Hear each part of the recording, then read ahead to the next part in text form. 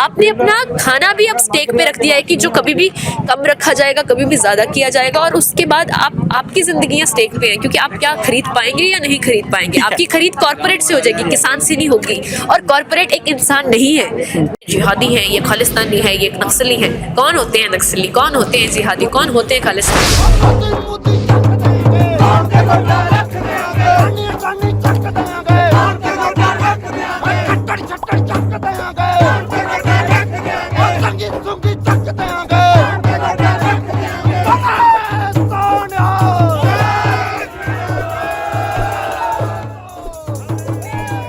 Protest जो है यहाँ पे आप इसको दिन की गिनती कर चुके होंगे, लेकिन ये पंजाब में कई दिनों से चल रहा है ना।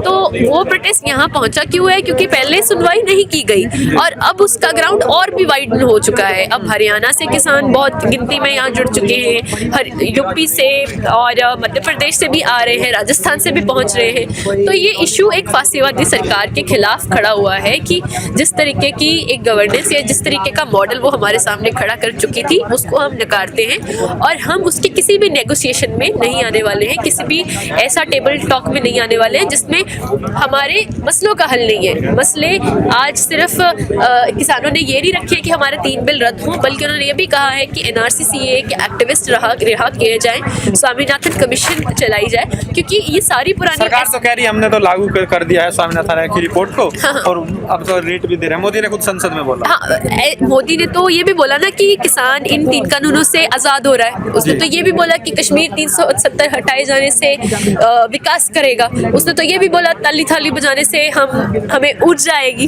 तो हम किसका यकीन करेंगे, है ना? हम एक साइंटिफिक टेम्परामेंट का यकीन करेंगे।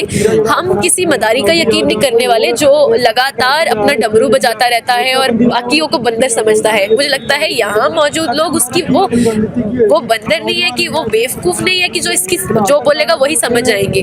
वो एनालाइज करते रहे चीजों को, इसलिए वो इन फार्म बिल्स को, ऑर्डिनेंसेस के खिलाफ तब से लड़ाई बांधे हुए हैं जब से ये संसद में लेके आने की कोशिश कर रहे थे। उनका जो स्पीच होता है ना, वो शॉर्ट टर्म गोल के लिए निर्धारित होता है। जैसे वो कह रहे हैं आपको फायदा होगा, मिडिल मैन हट जाएगा। मिडिल मैन हट गया, आड़तियां नहीं होगा, क्या पता 1-2 साल आपको फायदा मिल रहा है, आपकी जमीन कॉर्पोरेट को मिल रही है टाइम पे रेट।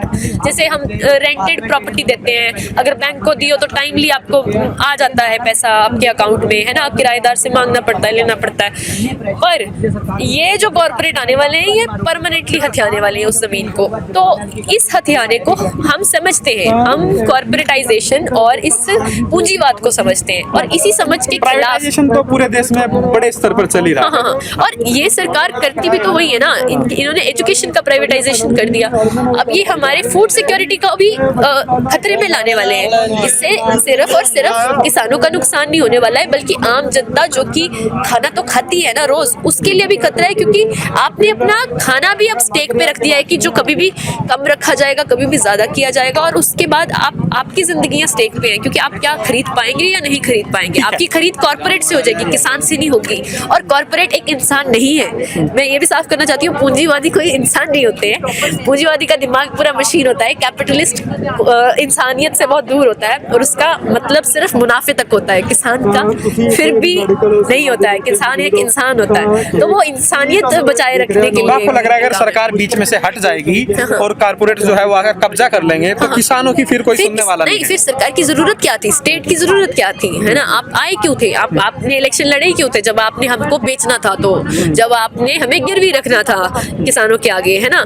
ये जब आपने सब चीजें गिरवी रख दी, तो फिर आप अपनी जिम्मेवारियों से भाग रहे हो, है ना? आप टैक्स इतना लेते हो, आप आपकी इतनी टैक्स के बिना भी लेने लिए बिना भी बहुत सारी जिम्मेवारियां हैं जो आपको निभानी होती है, लेकिन आप उनसे पिछड़ रहे हो। रेलवे बेच रहे हो, आप एजुकेशन बेच रहे हो। हमारा तो बिल्कुल यकीन नहीं है इसमें कि कॉर्पोरेट आएंगे तो अच्छे दिन आएंगे या कैपिटलिस्ट आएंगे तो अच्छे दिन आएंगे। हमारा तो मानना है जिस दिन इस देश के किरती किसान और मतलब जो हाथ से अपना किर्त करते हैं, अपना कमाई करते हैं, अपना काम करते हैं, उनके हाथ सत्ता आएगी जिस दिन, उस दिन हम जी पाएंगे।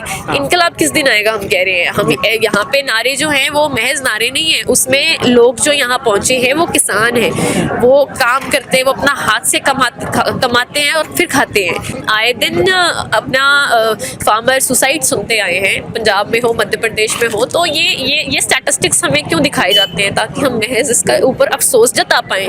नहीं, हम इस पे अफसोस जताना बंद करने वाले हैं, हम इसके खिलाफ लड़ाई बांधने वाले हैं। और हमें इससे डर नहीं लगता। अब हम पंजाबी हैं, हम पंजाब से आए हैं, हम पे टैग ही खालिस्तानी लगता है। अगर थोड़े शहर में रहेंगे तो अर्बन नक्सल लग जाएगा।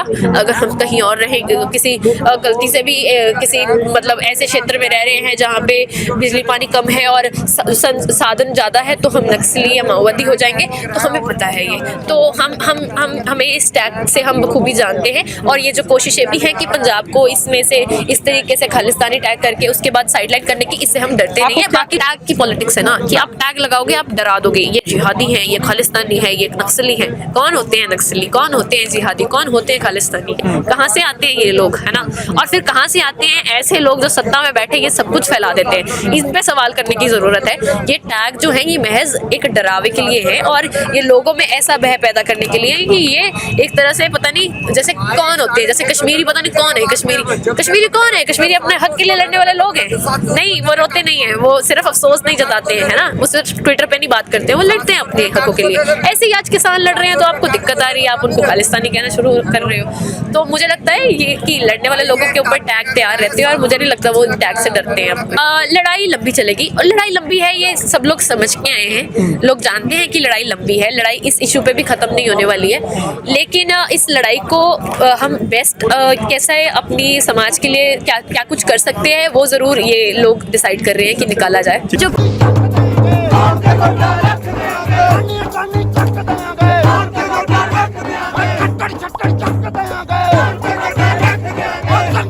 ਚੱਕ ਦਿਆਂਗੇ